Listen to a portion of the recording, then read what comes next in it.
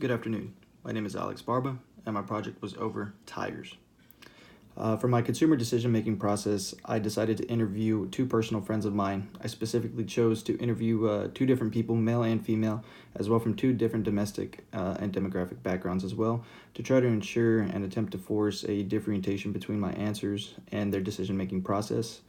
When approached and asked about their decision-making process, interviewee number one, who was a 22-year-old female, had a very similar outlook to the other interviewee, who was a 24-year-old male. The differences between the two interviewees that I chose specifically to try to force a different outcome as far as decision maker process was that interviewee number one was a little bit younger, had a longer commute to and from her job and her home, as well as travel between the city and out of the city. I did this in hopes that she would be able to elaborate on more factors that would contribute to why she would go about the process that she would for her tires.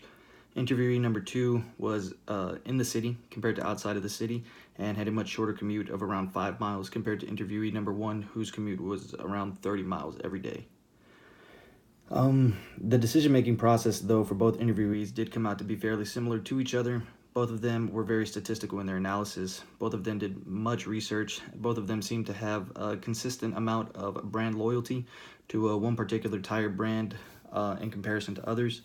Price did play a major factor for both of the interviewees when discussing what products they would choose. Overall, brand loyalty and pricing was the major factor between both interviewees.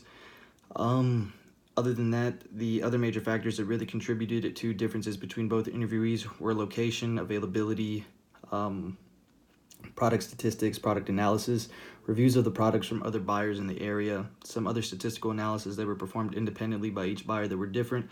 Some included phone calls, internet research, word to mouth, as stated before, online reviews, and so on. Others included pre-established relationships with past family members going on for multiple years that would lead to specific business loyalty rather than brand loyalty, as well as car statistics, the mileage, the wear and tear that their tires were receiving, as well as in addition to the amount of miles that were being put on each one of the vehicles during their commute every single day.